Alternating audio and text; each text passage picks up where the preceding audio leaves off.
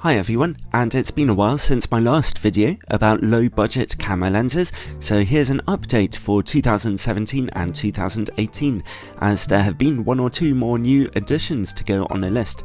Here are 10 low budget lenses for digital SLR cameras, although they will fit on mirrorless cameras too if you use an adapter. Many of these are third-party lenses, which are also available for other camera systems, not just Canon. I'm doing a separate version of this video for lenses that are just for mirrorless cameras, and that video will come out very soon. There's a mixture here of lenses for full frame and APS-C cameras. Be sure to look carefully at the information at the bottom of the screen for more information. This list is in order of focal length, so let's start with the Lensbaby 5.8mm f3.5.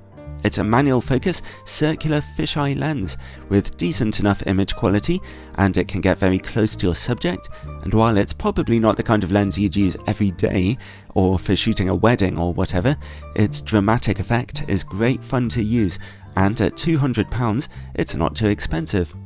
Next up is the famous Samyang or Rokinon 14mm f2.8, another manual focus lens, this time for full frame or APS-C cameras. With its extremely wide angle and incredibly sharp image quality, other lenses like this tend to cost around £1,000, but this manual focus Samyang version comes in at only a quarter of that price.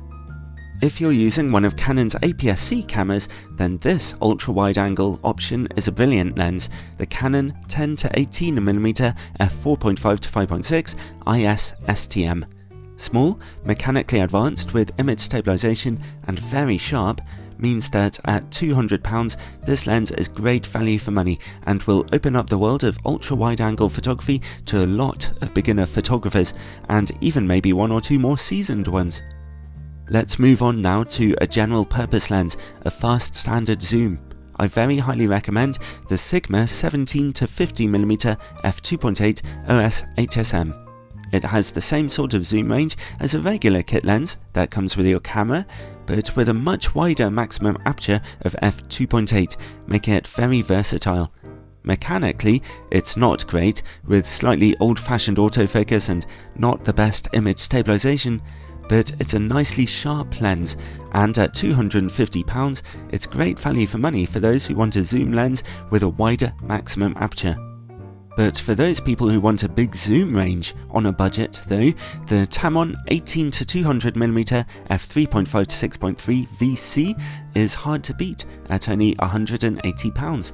This is easily the least expensive super zoom lens on the market today. It doesn't offer great picture quality, but its images are quite usable, and many people really value having an all-in-one lens to take on trips or on a holiday. Next up, a prime lens with a really handy focal length and very bright maximum aperture, the Sigma 30mm f1.4 Art. This is one of the most expensive lenses on this list, and although it isn't cheap, I consider it really good value because of what it can do. It gives you very striking, professional-looking images with beautiful bokeh, as well as sharp image quality, all in a small, well-made lens body. If you own a full-frame or APS-C camera, then the next lens is a great option for you, the tiny Canon EF 40mm f2.8 STM. They say that the best camera to have is the one you have with you, and the tiny size of this piece of kit will make sure that even a bigger camera can become much more portable. It's also an extremely sharp lens, useful in all kinds of situations, even if some other lenses have a wider maximum aperture, and at £135 it's really inexpensive. But surely stealing some of that lens's thunder is the Canon 50mm f1.8 STM at £125. It's also for full frame or APS-C cameras, and it's a little bigger, but its tighter focal length and much wider maximum aperture of f1.8 make this the first choice for beginner photographers. At f1.8, it's not the sharpest lens in the world, but it's good enough, and when you stop down its aperture, it becomes razor sharp. This STM version of the lens has a number of improvements over the older Mark II version of the lens, most notably a far nicer autofocus system.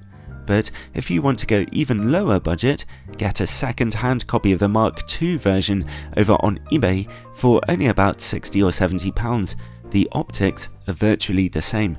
If you want to go even cheaper than that, the Chinese manufacturer Yongnuo make a copycat version for only about £40, but its image quality is a little softer. If you're on the market for a telephoto lens, then a really excellent option is the Canon 55-250mm STM. It's very sharp, has great build quality, and comes in at only about £190. This is great value for what you're getting. The 55-250mm focal range does not give you any wide angles, but it'll be much sharper than any super zoom lens on the market. If you find yourself itching to use a telephoto lens quite often, then this is for you. The older, non-STM version of the lens is not quite as sharp and has a somewhat weak autofocus system, but it's also not bad and can be found on eBay for much less. And finally, another new addition on this list is the Yongnuo 85mm f1.8. It's for full-frame or APS-C cameras, it has autofocus, its image quality is not too bad, and as an 85mm f1.8 lens, it can give you stunning portrait pictures and strongly out-of-focus backgrounds. And also, at only £190, it's great value for money. If you're on a low budget, but you're really interested in portrait photography, then I can highly recommend this lens. Yongnuo also make a 100mm f2 version of the lens, which is very similar, and also available for Nikon cameras. And there you have it.